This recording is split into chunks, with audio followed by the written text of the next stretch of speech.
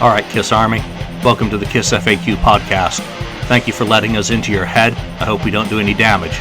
This is a Kiss-related podcast by the board, for the board. We hope you enjoy.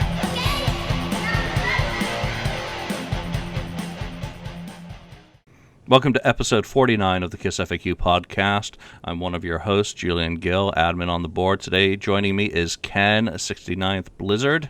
Welcome back, Ken. Lonnie, St. Louis Kiss. And Marcus Almighty. Greetings. Thank you all for joining me today. Before we get into today's topic, I would just like to do a little further pimping of the incredible Kiss in Japan book. I did get my copy. I'm jealous.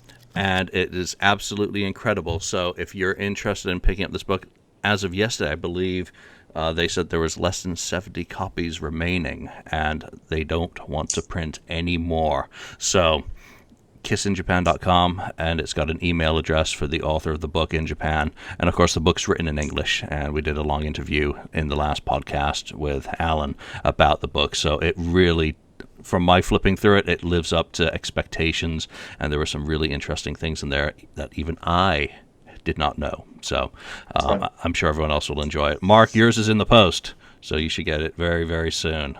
Awesome.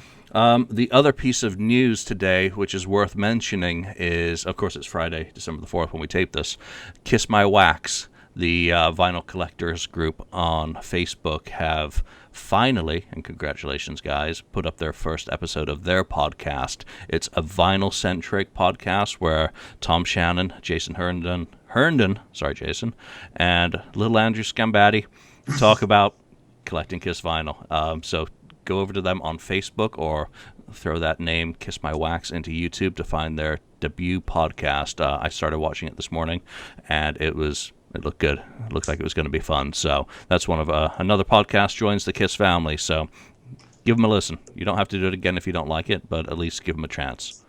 All right, let's get into our topic today, gentlemen, because this is one of Mark's ideas, and I think it's a really good topic about KISStoric locations. You know, what are some of the I guess the top 10, KISStoric locations that we're all going to come from different perspectives on this. So, Mark, I'm going to throw this straight out to you. Throw you in the deep end here. Okay. Well, I mean, this is something that's kind of been a point of interest to me since being in a band myself and traveling around a lot. I've enjoyed traveling just in general and seeing places and going around the world and stuff. But I always kind of thought about that, like, what are the places tied to Kiss that are really strong in one's memory, or what places were important to them as they grew as a band from beginning to where they are now, and places that people might be interested to go and check out. One of those things I always thought about, like they have like a Doctor Who thing where you go to England and you go on a little bus and they take you to all the spots that you might have remembered from prior episodes. I've always envisioned a kind of long form thing of that where they take you across America maybe, or other places, and it would take a couple of weeks obviously to do that. But I guess to jump right into it, one of the very first spots that I guess one would have to talk about in terms of a historic location would have to be their loft, which is on 10 East 23rd Street in New York City. So that to me would be probably one of the very first places, and it's actually a place that I'd love to go see. I mean, it's not there anymore, but I mean, just to be in that section, just to kind of say that you were there and to be able to see it. That's one spot that kind of rings to me as a important place in Kiss history. I'm sure you guys would probably agree with that. Yeah, I mean, does that place still exist physically? It's just, hasn't it been, the building's still there, but it's been... Yeah, I think it's one of those things where the building is there. It's no longer obviously a rehearsal loft. I think that wasn't there a story where people were going there and trying to take like bricks or trying to take a piece of the building just to have some sort of a memento of Kiss from that actual building? I keep remembering hearing something about that somewhere. Not living in New York, I really don't pay too much attention to any of that, so that's a distinct possibility. But there's also other lofts. There's the Wiki Lester loft, and there's also the Malimo loft. So, I mean, that's three places in New York City, because while obviously Malimo was not, still a band at that time, Kiss did rehearse on occasion at Ace's former band's guys' loft, where I believe the couple, two of the core guys, Tom Ellis and I can't remember the other guy, Roy, lived at the time. So multiple lofts there. Yeah. Another one, if we're talking about New York City, that really I think would be important to bring up as far as the importance of what happened in this place would be the Hotel Diplomat, which is 108 116th West 43rd Street in New York. And that to me seems pretty important, just because those shows there helped eventually get Bill Aucoin into the picture for them. And obviously, we all know that without Bill Aucoin, who knows what would have happened with the band? Would they have gotten as far as they did?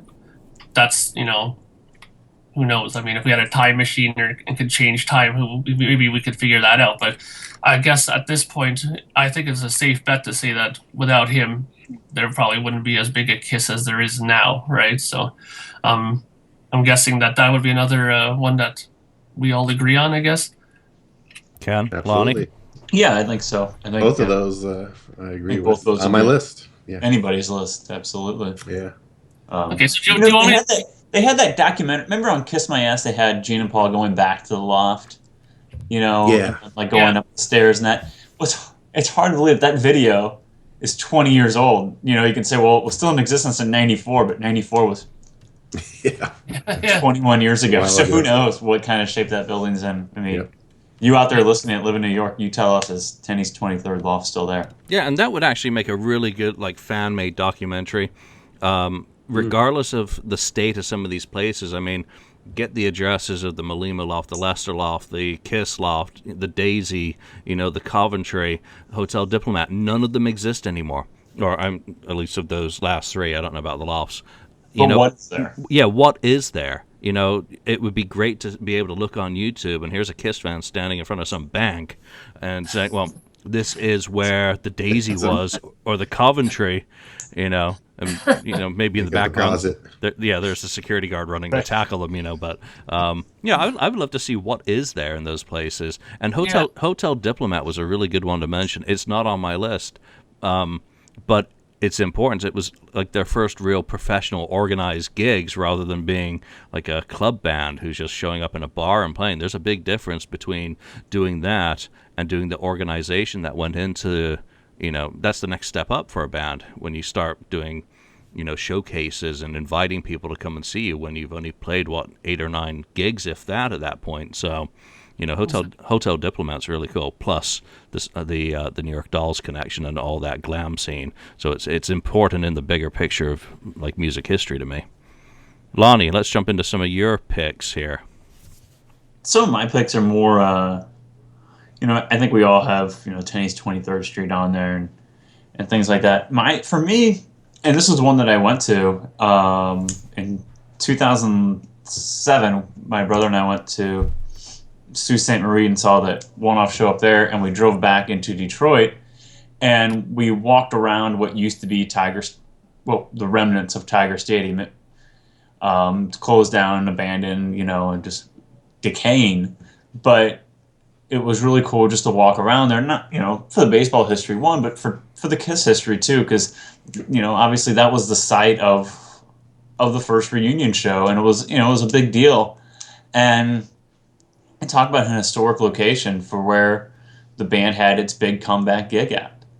Never mind the fact that Ty Cobb played there or whatever else, but it was just the fact that this is where the band reunited and retook over the world. And my brother's almost as big of a fan as I am, and it was just like, God, how cool would it have been just to be here that night when that happened. We've seen the footage of it, and just my other brother actually got married that day, so it was not in the cards to go that night to make a pilgrimage to Detroit. So that was definitely on one of mine, and it was one that I actually got to fulfill, was to walk around the remains of Tiger Stadium. So just maybe not as important to the formation of the band like some of these New York locations, but for me in my timeline of being 16 years old when the reunion happened, that was just like it would have been the place to be that Saturday night in 1996. So that's a huge one for me. Yeah, that was on my list. You know, mine too. Yeah, me too. but for me, I was looking, and kind of how I approach this topic is not only the importance in history, and you just touched on some of the important things there. The history of Tiger Stadium, Absolutely, in Americana, is so, it transcends Kiss's, reunion first show, full concert there. It was a staggering event for us, as Kiss fans. But what it represented to American history, plus where it's located, in the heartland of, it's the Denim Army back then in the 70s that built Kiss in that area. I mean, that's where the most of the support for the 70s bands like Kiss, Aerosmith, and Rush was in the Midwest. So when you take all of that, that's to me what makes a venue important, or truly KISStoric, that it's got, everything, kind of all these threads tying together. Ken? Well, so far, the three that have come up so far, they were on my list too. So, no disagreements there. But so I'll just come up with one that I think is on my list that probably not on any of your lists. I have two that are like that, I think. But one of them is the Star Theater in was it Nanuet, New York? Yeah. Yeah, that's where they recorded Rock and Roll Over.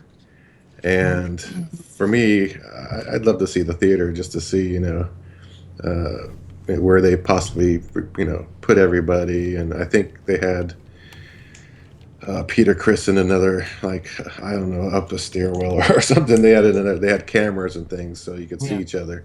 And that one is important to me because, well, it's unique because they try to get their, record a live sound, which I think they somewhat did capture on that album, because that is one of the best sounding, in my opinion, Kiss albums out there. So I think what they were going for, they succeeded to get away from the Destroyer production, slick production, to their more live sound that was from the Alive album, more similar to that, I guess. So yeah, and that's just regarded by me, it's my favorite Kiss album, and it's regarded as a lot of it's up there always with a lot of Kiss fans. So that's my pick, one of my picks. I don't know if it's still there. It looks like it closed in 1978. Yeah, it's like it became a church or something, or one time. I don't know. But if I remember them saying, in the run up to recording the album, that it was an abandoned theater, so that was why they were able to get it, I guess, or it suited their needs. It was nearby, and whatever. Just so many of these places, I guess, that we're going to talk about today, or have already started talking about, don't still exist, which is hardly surprising 40 years or so after the fact. Mark, let's get back to you on another one of your picks. Well, since we're talking about, and you brought up a very good point with you and Lonnie, how you were talking about not only it being important to Kiss, but being important to American history in general, I think one would definitely then have to bring up the Brooklyn Bridge then, because for the performance that they did, it was a big, huge comeback for them, that tour, as we all know, the reunion. And the fact that it was also shown on the 1996 MTV Music Video Awards there that time, I mean, that was a huge watched program. And the fact that, they were doing it on such a, American place like the Brooklyn Bridge. I mean, come on. I mean, I know the original plan was to do it at the Statue of Liberty, but Brooklyn Bridge is probably the second best thing to do it on, right? So I think that in itself is a really important thing to bring up, because I mean, they were so popular at that point, they actually had to probably close up numerous roads getting to it, I think, just for that performance.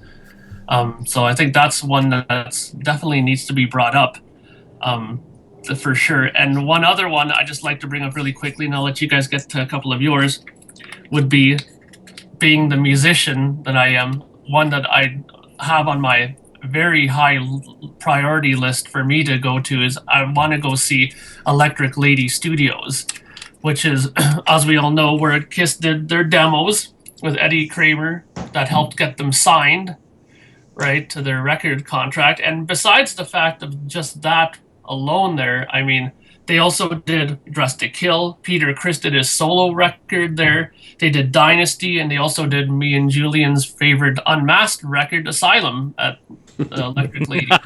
So, Yeah. To get The that reason in. not to go there. Yeah, it's obviously a good studio if they didn't do Revenge there, right, Lonnie? So it's a reason not to go there is to record this island. So yeah, those two are another two that were pretty high on my list of importance. One obviously for the American connection, and the other one just from a musical point. But Lonnie, if you want to come in there. You bring up that Brooklyn Bridge thing. I guess it was fall of '96 that they did that, and I was a senior in high school, and I was getting a lot of shit at school for liking Kiss. You can think about it. 20 years later, I'm in high school. From when Kiss was in their heyday, and I'm in high school in '96, and I'm getting shit for liking the band then. It was kind of surreal. I was like, well, this must have been what it was like when they were up and coming, because here I am getting crap for it, and people, I didn't care. I fed into it. Even I sewed like Kiss patches on my backpack, whatever. Like fuck you. I don't care what you think. I know what's good and what's crap, and what you guys listen to is crap. So and here we are. 20 years later, Kiss is still touring bands that you guys like. No one gives a shit about 20 years later. So I win.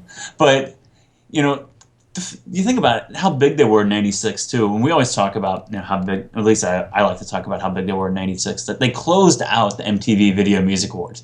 And that spot is reserved for the biggest band going. Because they want, why? Just like any program. They want to keep you watching until the very end. Because Kiss is going to be on at the end, I mean, early '90s, it was Guns N' Roses closing it out, or whoever. It was, they wait for the big band. And the fact that they closed it out, and they were too big to even be where the Video Music Awards were. That wasn't gonna, it's Kiss. They're too big for that. They can't go there and play inside the theater they were at. They underneath the Brooklyn Bridge, fireworks going off the whole time. And I remember going to school the next day, and not everybody, but some guys came up to me and go, that was really cool last night. That was bigger than I thought it would be, and they look great. And they're giving me crap about them being. People were giving me crap. Oh, Kiss, they're old. Blah blah blah. This is 20 years ago. People saying Kiss, they're old. You should hang it up. But people say they looked really good, and they played great, and they sounded great. And I think a lot of Kiss fans go back and say that performance under the Brooklyn Bridge was one of, if not the best performance of that reunion tour, and to have that be showcased on MTV the way it was is really, and you're right, Mark, it is a great historic Kiss location. So it's an excellent pick. Yeah, and do you think any band could get away with putting that much pyro under the brook anywhere near a bridge No, in this day and today, age now? absolutely not. No. So, No. it was absolutely staggering. I remember, trying to find clips or stuff of that from England at the time, and I was just amazed, because Brooklyn Bridge, I'm in England at the time. It's iconic. I didn't know anything about the Statue of Liberty being, the first place they wanted to play at that point, and that getting shut down. But yeah, it was an impressive thing. I'm gonna go in now with a very deep one for my pick, and we're gonna start off talking about the Beatles on this one. 1957. Paul McCartney meets John Lennon for the first time at St. Peter's Church in Woolton, Liverpool. And in the story of Kiss, we've got the same sort of place. And it is known as Forlini's Third Phase on Broadway and 111th Street. And it's been referred to as the Cave because it was covered with all sorts of styrofoam and made to look like a cave.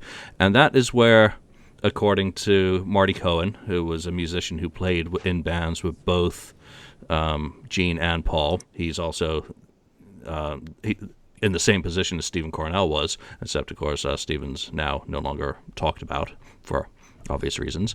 So Marty was there, and that is where Gene Simmons and Paul Stanley met for the very first time. And it has nothing to do at that time about where they later went, and you hear about them meeting at Steve's house and hey, play a song, and all that. You've heard the standard story, but that's actually the first place. And I haven't even looked. I haven't had time to even see if it's still around. But I did look into, I think it was the New Yorker magazine had a description of Forlini's, and it totally married up with what Paul said in his bio and what Marty said to me in an interview I did with him a couple of years ago. So for me, when we think about McCartney and Lennon and Simmons and Stanley, that is possibly one of the coolest places that you get two guys who are going to change music history and popular culture. Obviously we can't really put Kiss up there with the Beatles, but they certainly had a hell of an impact on Americana. So that to me is a really cool place and one of my top 10 locations. Awesome. That's a good one. And everyone out there's going, what the fuck is he talking about? Makes total sense to me because those, hey, you wouldn't have these bands had these two guys either in the Beatles or Kiss meet. I mean, if they, for some reason, one guy had to go to, I can't make it today, I got to go to the dentist or something, the things would have changed probably drastically. We wouldn't have a Kiss at all. Yeah, and it's these passing little things in history that I'm down, my friend's down from college, let's just go see my other friend's band, played with him, let's go see him. Oh, well, that dude's called Paul Stanley Eisen, and this is Gene Klein, and it's just the first interactions. I find that sort of side of history really cool. So yeah, it is definitely. It's crazy. All right. Who's next? Lonnie, are you? My next. I'm going to go with one of my picks, and it's something that I did also. Is Cobo Hall. Where Alive was recorded. I think that's probably on all of our lists. But when we were walking around Detroit at the same time we saw Tiger Stadium. We had to go walking by Cobo Hall and get our picture taken in front of Cobo Hall. I mean, that's the location where the band really launched from being a cult following type band to superstardom, with obviously where a good chunk of where Alive was recorded. Just an historic location. You can't say enough about it. And not just the Alive shows too, where actually physically Alive was recorded, but those shows in January '76, the Rock and Roll Over show that they did there. I mean, it's just a really historic location of the band's history, and then I really wish I would have saw them at those shows there in '09 when they kicked off the American leg of the Alive 35 tour, but even I couldn't justify doing it because I had seen them. In '09 they did that Canadian tour, and I saw him in Sarnia in '09. I saw him in Windsor like a day later.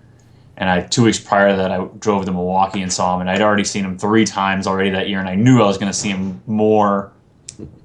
And I was like, I can't justify another trip that far. So, but in hindsight, I wish I would have just said, fuck it, I got to go up there and go see one of those shows. Because that would have been, to see Kiss play Cobo Hall one last time would have been incredible. So, and I know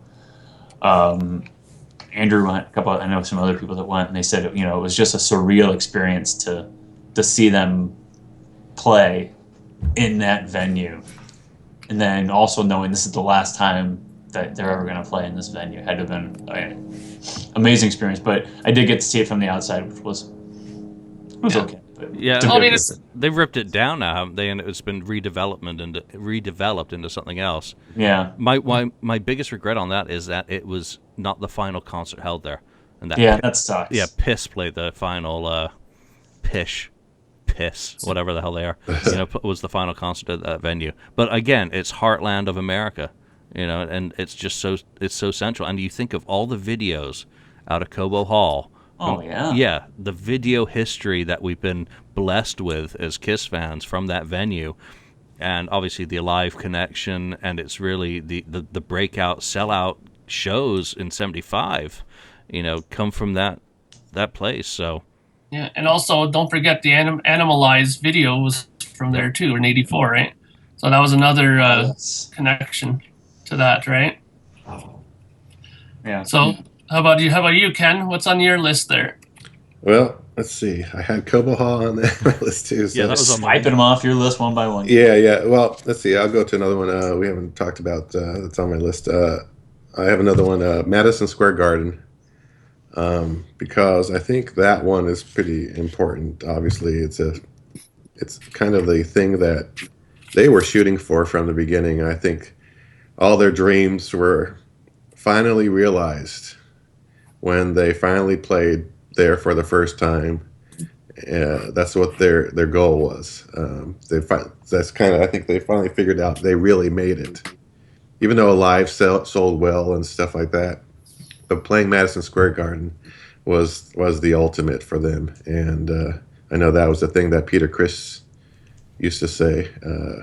We're played each place like we're playing Madison Square Garden, and their family showed up, the whole thing, and it was just a big party. That first show may have not been their best performance there because of all the excitement, but I think it's huge. Plus, Madison Square Garden is world known.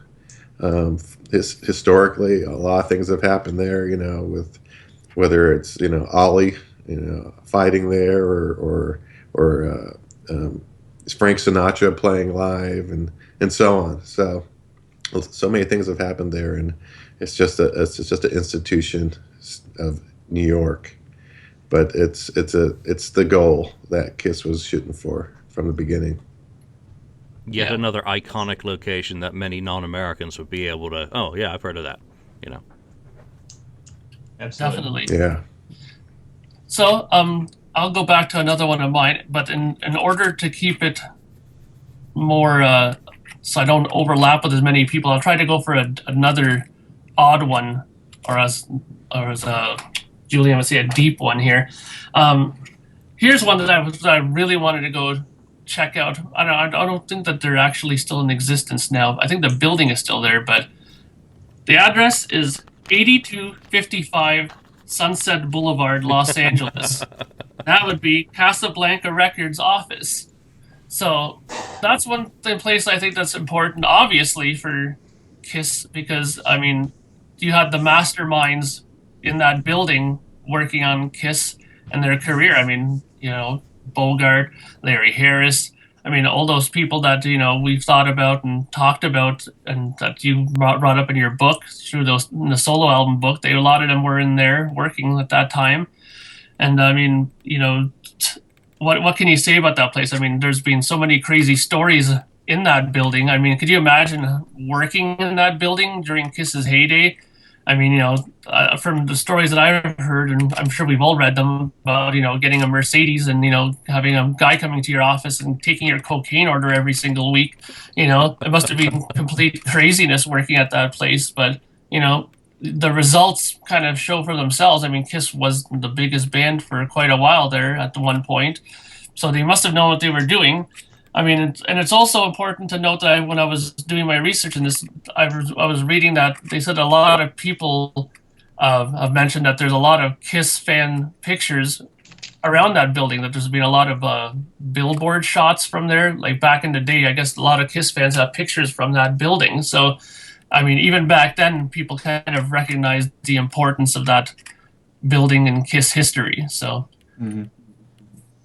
Yeah, and that's actually the third. That's the third and final address, I believe, for Casablanca, because they were originally based out of 1112 North Sherbourne Drive in L.A., and the first address was actually Neil's penthouse. He was using as Casablanca. It's on the first Kiss contract, actually, a penthouse in New York City. So, oh, nice. If you think of the importance of what you've just said about Casablanca Records, the importance to music, just saying disco. Yeah. For better or worse, the disco industry was basically driven out of that address. So, that's kind of cool to consider. And I can't remember what people have said, whether it still exists or what, but, that's a cool pick. Mm-hmm. Yeah. Can I go now? Sure. All right. Please do. I gotta bring up my notes to decide which one I want to go with, and I'm going to go with the Academy of Music, New York City. Obviously, it's the location of the first ever professional, as a signed band with an album pending, Kiss. We'll exclude Coventry just because that's, convenient. So, they play their first gigs opening for professional acts such as, who was it, Iggy on Christmas Eve 73. Blue Oyster Cult. Blue Oyster Cult, and Gene burns his hair that night, and he injures someone in the audience. Yeah. And then they're back there a couple of weeks later, so playing with I can't remember who, but they play a couple of gigs that year in '74 at the Academy of Music, and then of course it's the location of Eric Carr's debut concert with the band when it's renamed the Palladium, and Eric Carr had played there with his bands in the '70s.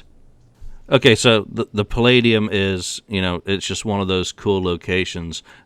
Again, central to the New York music scene because every band basically played the Palladium at one time or another. And for a bootleg collector, there's some of my favorite bootlegs are actually at the Palladium and Judas Priest, 1979. Fantastic one. And of course, AC/DC the following year before the Back in Black really broke. So that's my pick. Awesome. Very nice. So, go ahead there, Lonnie. Yes, sir. I'm going to go with Cadillac, Michigan. I think that'd be... are you pissed off now? Yeah. Stealing Another on my list, but it's a good one. So, sorry. Mark told me to go. Go on. I think it'd be awesome to go there, and that's something that I go back to. I mean, just... everything I'm talking about is in the state of Michigan today, actually, I guess. But going back to that trip my brother and I took in '07, we saw him in Sault Ste. Marie. We were driving back, and I was like, "Oh, we could make a turn here, and 2 hours to the west, we could hit Cadillac, Michigan." And he goes, "I am not driving 4 hours out of the way in total, so you can walk around a high school that Kiss played at 40 years ago." I was like, all right, but I think that'd be cool, and I'm jealous of the people that got to go to that anniversary show up there back in October. That looked like a lot of fun. And Andrew said it was just a blast. He said he felt like he was Peter Criss for the weekend. He's just like rock star treatment all weekend long. So yeah, just think of that. Andrew got to play in the same gym as Kiss. Yeah. Maybe the same crappy stage even that they set up for him back then. Who freaking knows? You know what I mean? So Mr. Speed, more power to you. I mean, that's the way to experience a KISStoric location, to be a tribute band and actually get to play that location. That is freaking awesome. It had to have just been a surreal experience for those guys to do that. I mean, you have to pinch yourself at some point during the show. Like, is this really happening? I'm playing at the Cadillac. I mean, we've all heard the stories and we've all thought about how cool it would have been to be there.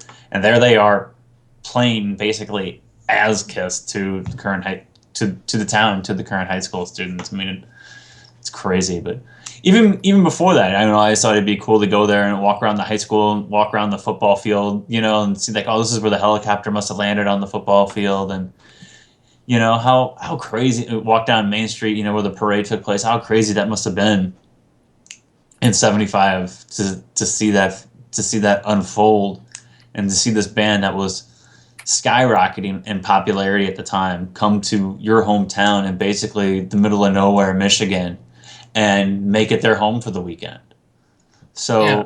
I think that'd be cool to visit that as a Kiss fan, and maybe there's not a whole lot of us out there that would say, yeah, I want to go to Cadillac, Michigan and do that, but as a Kiss fan, it's important to us to see these places and to see a small town in the middle of nowhere. It'd be I still think even without the Mr. Speed playing there for the anniversary, it'd just be a surreal experience just to walk around that town and see, then to point out the different locations that are historic to that visit. So yeah, and I want to jump in there because I love books about topics like that, and Cadillac really should be documented while people are still around who were there. Jim obviously has had a website for many years about that. But now that they've had the anniversary and you kind of have a bookend with the 40th anniversary, I think it's time that someone in Cadillac or close to there actually gets together and starts interviewing people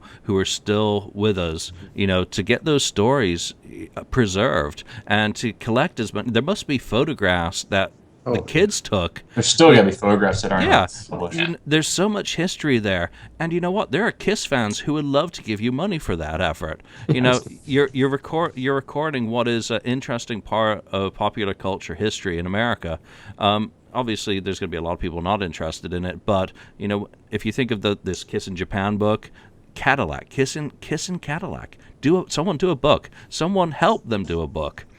They did that. There's some really cool footage on the Kissology, and then I don't know if you guys remember in 2009, ESPN did a special too, about that, and that had it had a lot of the same footage on, but it had some different footage on there too. It was back in 2009 when they were promoting Sonic Boom, and Eric and Gene were actually in the studios at ESPN, and they had this little 15-minute documentary about Kiss in Cadillac, Michigan.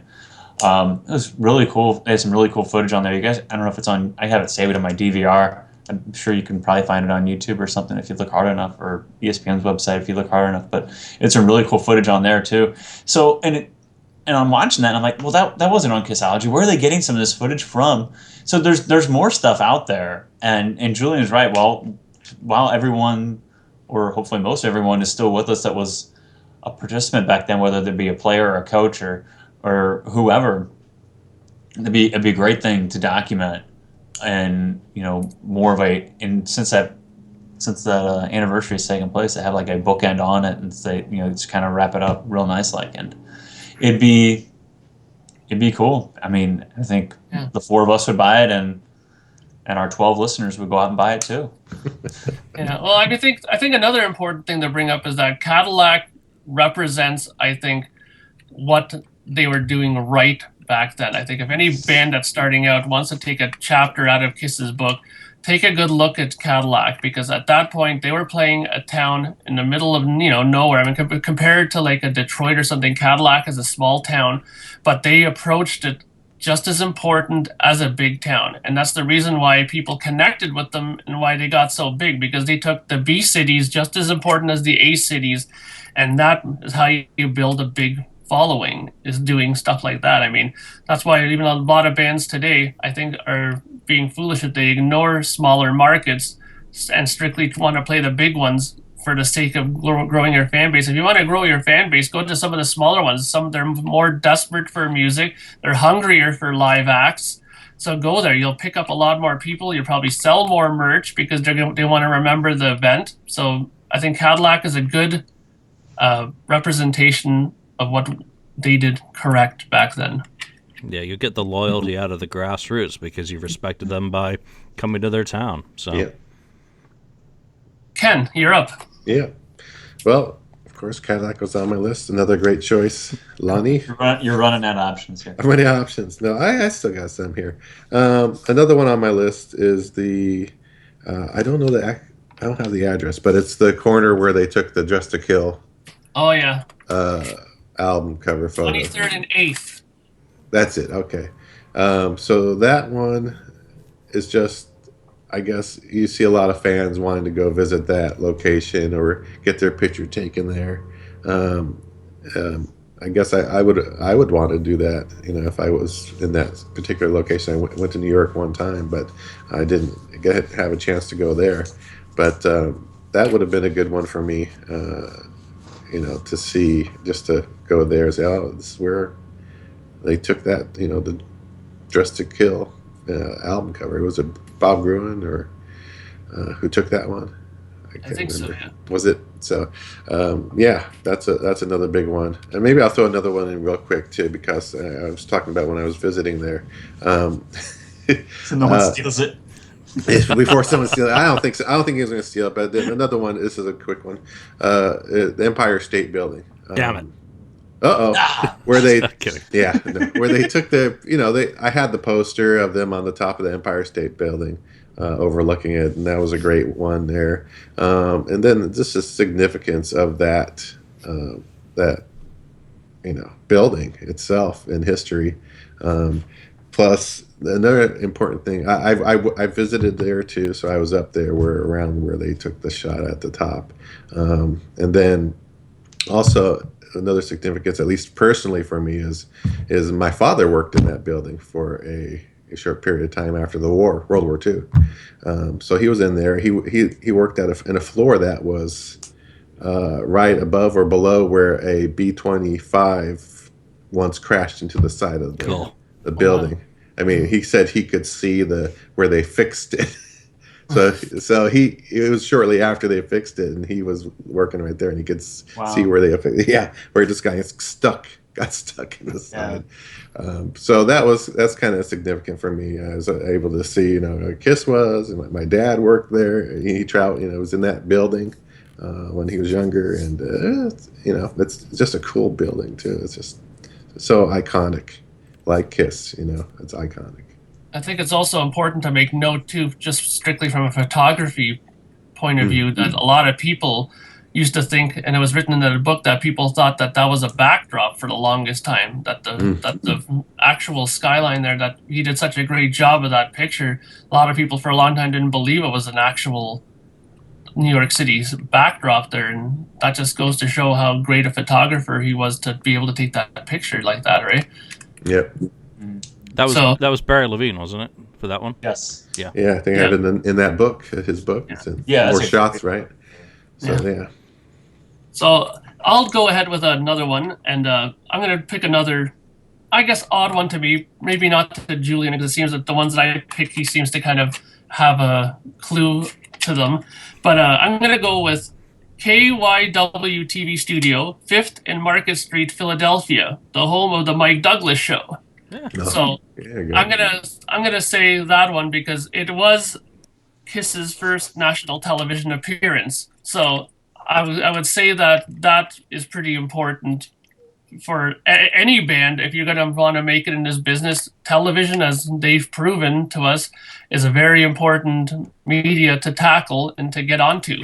I mean, if you have TV on your side, you have much more viewership and you have much more people. You got a lot of eyeballs on you, and one would maybe question how good a job Gene did on that actual broadcast. But the performance of Firehouse I thought was pretty good. I mean, they've done better, of course, but playing television is a lot different than playing just a normal live concert. You have to adjust for volume. You can't play as loud in a television studio as you normally would in a concert. So a lot of bands don't like playing television strictly because of that.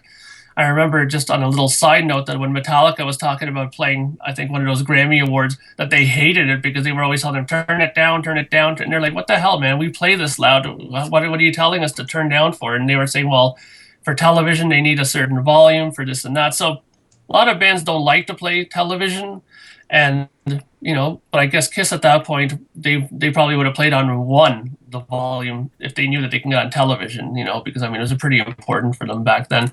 So I would suspect that's a pretty important one. I'm just curious if anybody else had that on their list. Nope, but Not you know one. what? That was a good one, though. 40 years of comedy gold for Gene's interview. So Yeah. Absolutely. Yeah. So you want to go there, Julian? Embarrassment. all right, I'll go next, and I just want to add the address of the first address for Casablanca Records was 116 Central Park South, Penthouse A. So I don't want to be incomplete or inaccurate. I had time to look through some of my files. So next up for me, I'm going to go with the San Francisco one, Winterland. And it was located on the corner of Post and Steiner, and it's been ripped down. I think 85 it came down. I came out here, and I didn't know it had been ripped down. I was like, I'm going to go to the Winterland. And I was very disappointed to find out that it had been gone for, 13 years by that point. Didn't do my due diligence, but because I live in San Francisco now, it was, one of those places that, it has been legendary because of the January 75 video. That was one of the the core video bootlegs for so many years. I believe it's the earliest complete show until Coventry came along years and years later. So it's really core to the band's visual imagery ingrained in my mind. And as we know from Gene Simmons, it must have been filmed decades ago since it's in black and white. But it's a really, really good performance. Obviously, the venue had 2 other possible videos, which I always harp on about, believing the June 74 show to still exist. And from everything I've heard, and a lot of the evidence has been removed online over the years, that there is at least one copy of that out there. But it is very, very secure. And who knows? It may just be wishful thinking on my part, but the possibility of there being 2, one 1974 and one 1975 show remaining there, are just, very appealing to me. So as a venue, it's the one that exists. It's the first video bootleg I believe that I ever saw. It's one that I actually still enjoy watching, not the Kissology version, which is a pile of shite. But the version, the re-video editings that a lot of the people have done over the years. And on a bigger level, for me, as another one of my favorite bands, it's the last venue that the Sex Pistols ever played.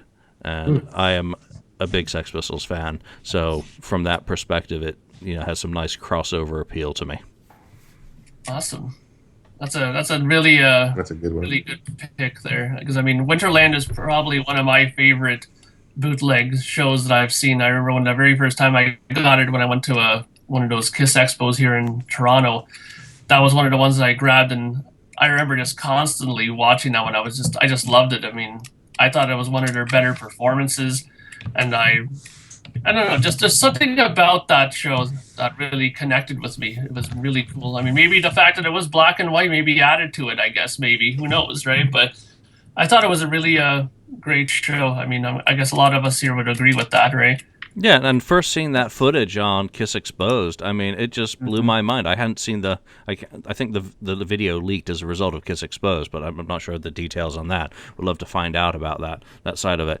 Just seeing that, for a new fan back in the mid-'80s, it really, it's like, wow, this band's got such a history that they've got shit in black and white.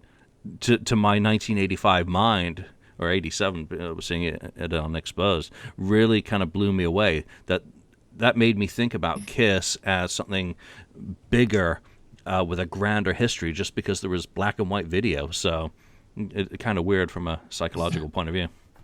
Yeah, definitely. So how about we, for a change, jump over to Ken so he doesn't get snafu'd with one again there.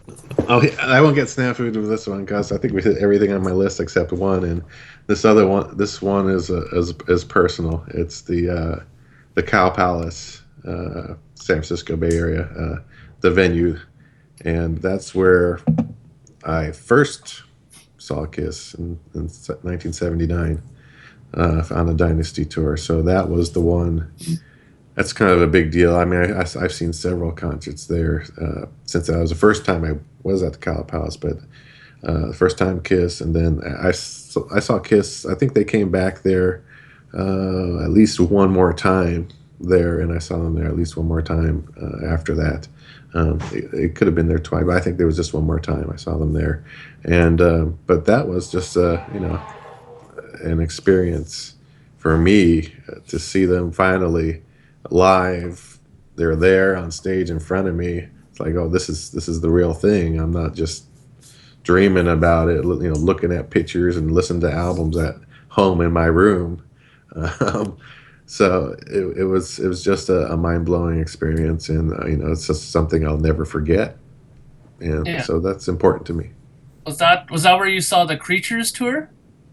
No, actually, the Creatures tour was at another location in San Francisco, which was the San Francisco. It was called the Civic Auditorium back then. So yeah, it was a smaller venue. See, because the Creatures tour wasn't selling as well, so they couldn't. They wouldn't have filled the Cow Palace. I don't know how much seating was there, but that it was a lot more than the San Francisco Civic. So it's the Civic, the Bill Graham Auditorium now. I think that's what they call it now. Yeah. Used to go by that every day on the way to work. Awesome. There you go. That's a really great pick. I mean, considering, because it's personal, I mean, for stuff like that, you can never take away from someone having that kind of experience to, seeing shows like that are so important to you, right? Yeah. Plus, I had missed them in '77. I had just come to California in '77 from Denver, and I missed them. I was just getting into them, but they already passed by the time I started getting into them. So I had to wait a while. But they played at the Cow Palace in '77, and that's on tape. That's one of the pretty big, well-known bootlegs out there. Yeah, definitely. So what about you, Lonnie? What's on your list? I got one that was one that I actually did this summer when I was in Los Angeles, and I went to Dodger Stadium. It was really it was cool to go there, and not to see where Kirk Gibson hit that home run in '88, but to see that I hate Kirk Gibson. That home run was brutal, but to see them to see the place that they kicked off the Psycho Circus tour. And I mean, I remember listening to that show. They broadcast that show like on the radio all throughout the country, and I remember listening to that show as it was unfolding, not knowing what the set list was, and hear him going to Nothing to Lose, and hear him going to She that night, and I was like, wow, it was really cool. And Julian, of course, was there, but that's why it's on my list. Ha! but Oh yeah. But it was still a cool experience to go there to see this is one of the we've talked about it in the past. It's one of the few really historic shows that Kiss has had since they put back on the makeup. You can count them on one hand. The historic shows that they've had: Tiger Stadium, Madison Square Garden, and Dodger Stadium is obviously on that list too. Just to play a stadium in America and the impact that show had. So, and real quick, another one that I had while I was in LA over the summer too is we went and got our pictures taken on the Kiss Star on the Hollywood Walk of Fame, which was, kind of fun. Maybe it's not, historic in the sense that Kiss played, at a certain location or Gene met Paul at this location, or, they wrote lyrics at this hotel room in Evansville, Indiana or something like that. But just, it was a cool thing to see. Here's my band, here they are represented, amongst the rest of the elite, you could say. So it was cool. It was a little dingy and it was a little dirty, but it was a cool thing to see nonetheless. I'm gonna jump in since you brought up Dodger Stadium, and you know what? Obviously, that is my first show. That was on my list. That was actually the first show that I thought, the first venue. American baseball, okay, it's an important venue regardless of the north-south thing here in California of Giants versus Dodger. The Dodgers are a historic team, so yeah, it's cool from that perspective as well. Here is a stadium. Kiss has not played a tremendous amount of stadiums in the United States. I mean, there were some in '76, Anaheim, Roosevelt. I mean, I think they did Chicago in '78. Tiger, obviously, in '96. So they haven't been a big stadium rock band in the U.S. at any time. And here was a concert with, I think, the final box score on that was 32,500. That's a pretty big audience for the U.S. And to have been there, losing my Kiss concert virginity, and finally getting to a show, and also being at the first show of a new album release tour, and to be at the first show of the Originals lineup tour for me. For all those shows that I'd missed, whether it was Donington '88 or the Binghamton shows in '80 or '90 and '92, and the UK tour in '92, which I also missed dates for, and Crazy Nights, and etc. For me personally, it's always going to be the most important show that I've ever been to, will ever be to, regardless of any of the cool shows I've been to since, in the casinos or in Vegas, whatever. It's always going to be my first Kiss concert, and it's always going to be one where they debuted 3 songs from a new album, and they had the Psycho Circus thing that they never did again. it was just insane. So that was on my list, and that's why it'll always be one I harp on about when it comes up on one of these podcasts, because it's just that's important to me as a Kiss fan. Great. That's a really good selection, I think. I mean, for all those reasons. The relevance American-wise and the relevance with you just personally going to these shows, and you just said why it's so important, and that's great. So now for one of my last of my top 10, I have tons of other spots, but this is one of my last ones of my top 10 that I think are really important in terms of Kiss history. And we're going to go back again to the New York State for this one. And this one's going to be at the TC Industrial Park in Depew, which is the Borden ink plant, which is where Kiss put in their blood for the comic books. Now, historically speaking, I think it's important mainly because of the fact that, hey, how many bands had their own comic books? The Eagles didn't have it. Nobody at that time were having a comic book and were of that stature that could do it. I mean, that alone should make it an important location. I mean, sure, we all know that later on we found out that the blood went into a Sports Illustrated magazine instead of the comic, but I mean, the intention was there. I mean, they went there for that, to do that. I mean, because somebody internally screwed it up, that's not Kiss's fault. But I mean, I think it's a great kind of a novelty thing to talk about to people that, who don't even maybe like Kiss. So when you bring up Kiss, talking about the fact that, did you know these guys even had a comic book? It's always been an interesting talking point. I found that when you talk to people about Kiss who don't really know too much about them, they always seem fascinated by that. And it kind of shows their stature of how big they are. And, that place, I remember there was a few television clips about that too, where they were going in and they were getting filmed going in there to drop off the blood. And I think there was even something that somebody mentioned that Gene was wearing the wrong era costume or something when he went in there to do that. Or there was some odd thing like that as well that was mentioned. These guys who were like looking for all the little tight minutia bits, right? But I think it's really cool. I mean, I think that's one of those old TV footages that always make me smile when I see them going in to go do that. So that's one of my last picks. And just really quickly, I won't take long with this one, but bringing up personal concerts experiences, I have to bring up Toronto Skydome, which is now I think it's the Rogers Center. Yeah, the Rogers Center. Again, at that point, Kiss were huge, and for a band to play at that venue at that time, because not many bands were doing it, maybe U2 or stuff like that, because we're talking about like 40,000 people in this place, right? Usually people would go to the smaller venue, maybe a couple of, like 20 minutes away from Toronto and Hamilton, where you would get maybe 15 to 20,000, which would be a normal concert venue. And now here in Toronto, we have the Air Canada Centre, which is about 20,000. But to play the Skydome or the Rogers Centre, you'd have to be a big draw. So that was my first Kiss concert, was the reunion tour, and I'll never forget that. It was just jam-packed. To see those inflatables there, it was just unbelievable. It was a great show. I think I've already talked about that show before, but just really quickly, I wanted to bring that up. But mainly the comic book place there was my main last contribution to that. Yeah, I like the comic book location. Obviously, the photo shoot from that was the basis for the images used on Kiss Originals too. So that was what I always like about that place. Though I would have thought to name that venue or location. Yeah. Well, Lonnie or somebody else want to jump in for a change here? I can throw something out there.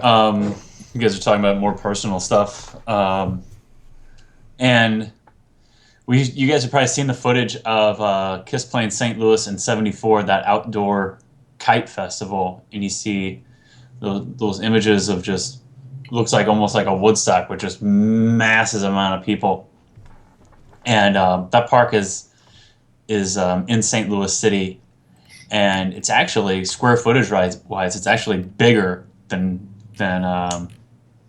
Central Park, but it's like the biggest park, city park in the country. But that's Forest Park, right? Correct. And that was the Keishi Kite Fly. Keishi Kite Festival in Forest Park. We were there.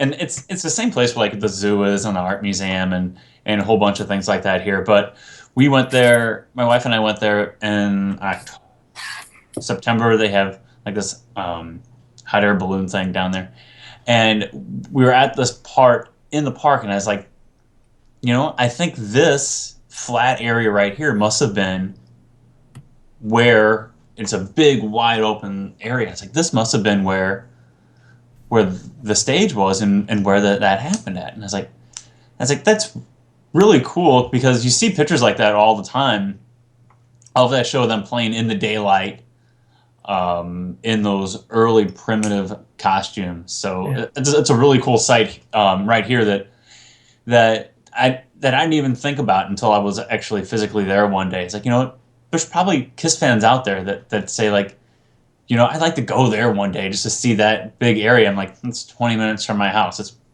pretty cool actually, thinking about that. Kind of like you guys were saying about the Winterland and that, even though it's not there anymore. Like when Julian said, well, I moved to San Francisco, I gotta go check out the Winterland, but Yeah. That's kind of a cool location for Kiss, especially in the early years. That it's like one of their biggest crowds I think they ever played at, even ever, I think. That is like the audience estimates are Billboard printed up in April '74 that 100,000 people had been to that. So I think Jeff and Kurt put I think approximately 40,000. So 40 to 100. I think the confirmed total for the Flo and Eddie introduced show in Anaheim in '76 was 44,000. So that's in the ballpark of the biggest audience performed to in the United States in their whole 40-something years. There's a tribute band here in St. Louis called Rocket Ride, and about the time that 40th anniversary of that took place, they did a gig at just a bar here in town, and they had a DJ that was working for Casey at the time there, and he was actually picked Kiss up from the airport that day. Nice. And drove them to their hotel near Forest Park. And they weren't wearing the makeup or anything like that, and it just looked like the album had just come out. It's April '74. The album had just come out a couple months ago. He drove them to their hotel and dropped them off, and then went to pick them up later in the day. And here they come out of the hotel, because there's no backstage or anything at this park for them to get ready. So like they got ready at the hotel, and he came back to pick them up in this van. And here they come walking out, and it's just like, can you imagine being that guy?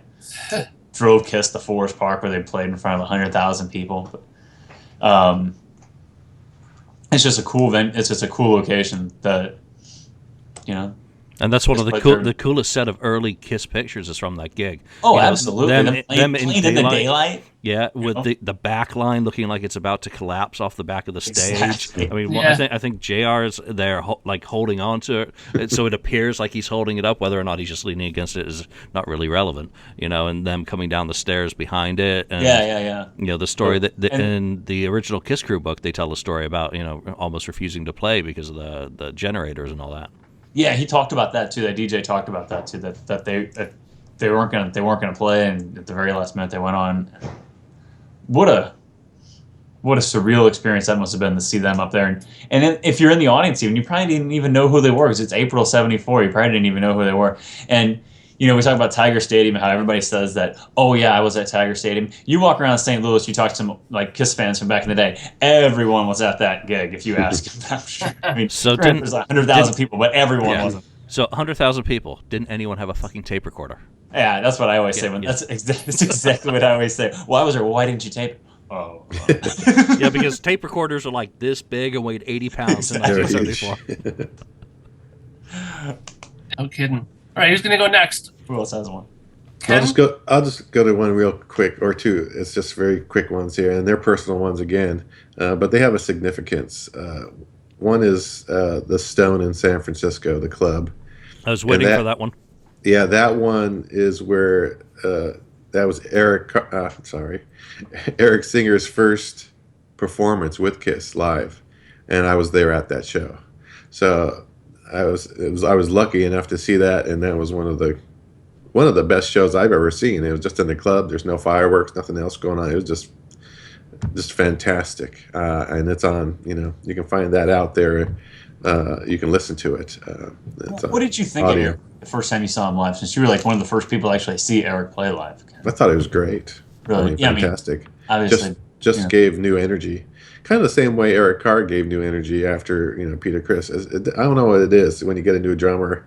It seems to energize the band because maybe it throws a little shift or something in it, makes it new in a way. So you get a new energy. I mean, Eric's fantastic and still is to this day. But like in '92, he played with he was really young. And he really played with like so much energy and just really brought a different feel to the band. Yeah, so It was him play live with Kiss for the first time. That had to have been just like surreal. Like, what is going on? These songs just bring exactly like you said, like bring new life to some of those songs. With it was awesome. Great set list. And the other one was the when I saw them, when we talked about the Creatures of the Night, in the San Francisco Civic. That was the last time that they wore makeup in the U.S. That was the last performance in makeup in the U.S. on the U.S. tour for Creatures of the Night before they took it off, and then they did, of course, in makeup in Rio afterwards and all that when they went down there, but that was the last one in America, and then until, of course, the reunion. So that was the significance. I was lucky enough to be at those couple of shows. Those are cool ones, for sure. They're kind of personal. It's history, last American show in makeup. Eric Singer's live debut. That's cool shit. I mean, what it would have been like. Cool shows to say you've been at, for sure. Yeah, to hear 3 songs off Revenge at that point as well, live. Wow, that's cool.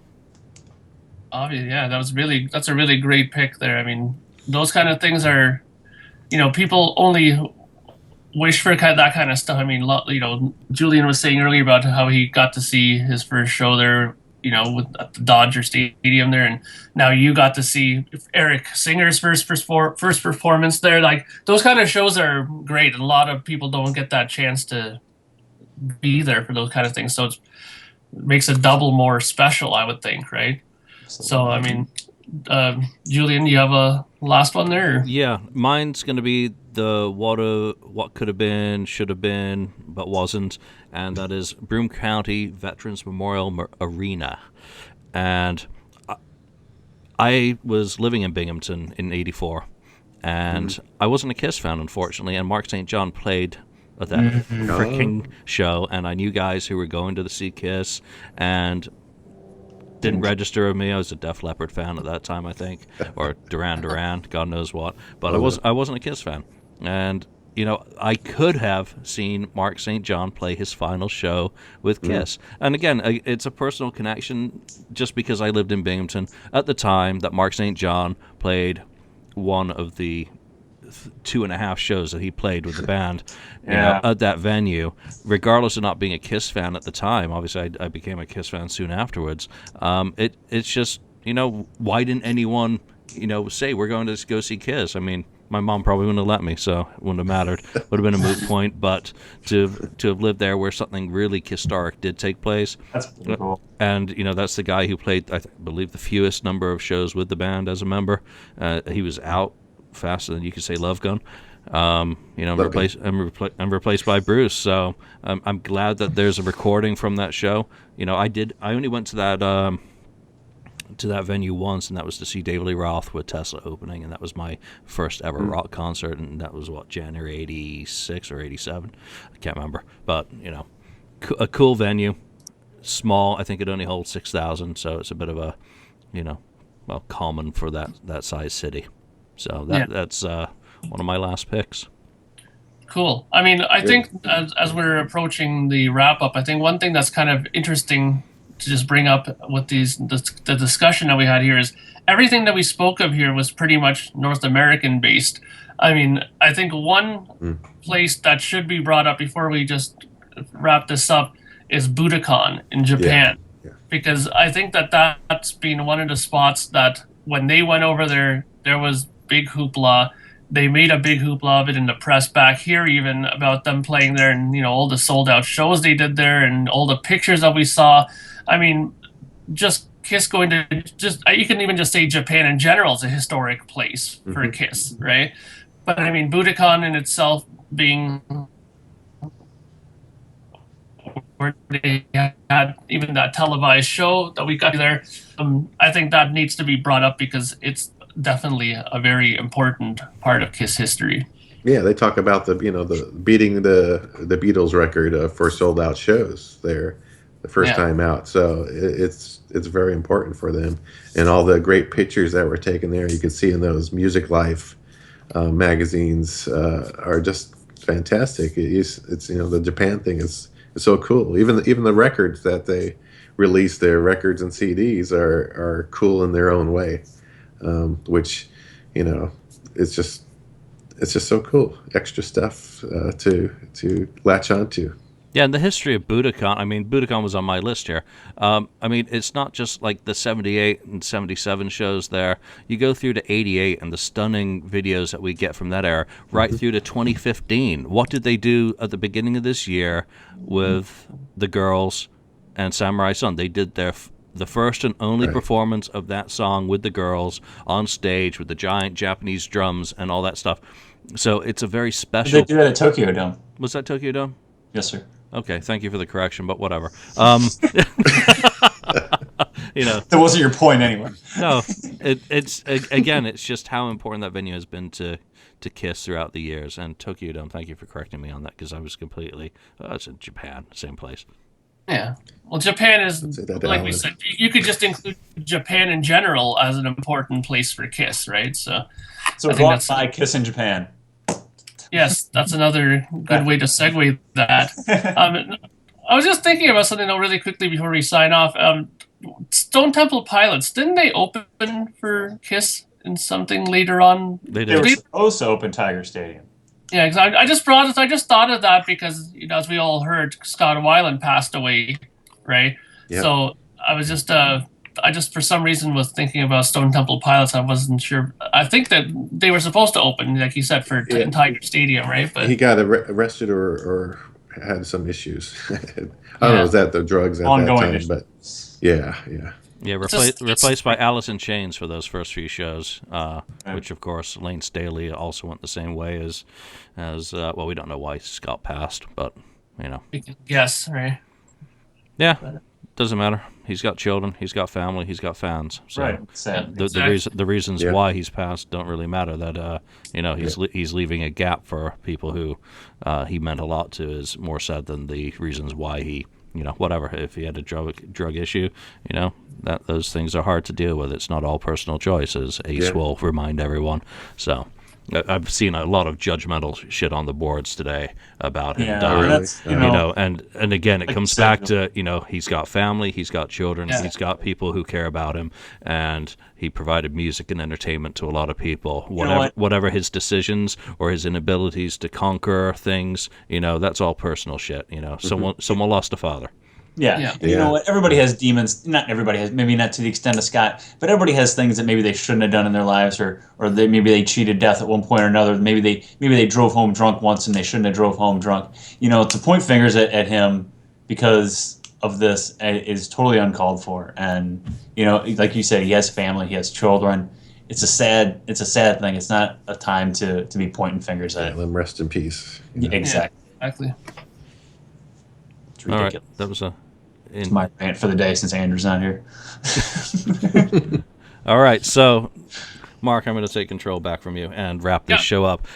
So that's some of our KISStoric locations, and you know what? That turned out to be a cool little walk through some of these places. There are quite a few places that I want to go visit that's been mentioned today. My last one on my list was Hammersmith Odeon, because that's a legendary venue in London, and I might go there later this month. We'll see if I have time, just to stand outside there, but it can't interfere with the football. So what are your favorite or your top 10 KISStoric locations? Come and join the topic on the FAQ message board or on the KissFAQ Facebook page, and let us know which ones you really resonate with, because there's a lot of them, and we haven't touched on any of the South American ones.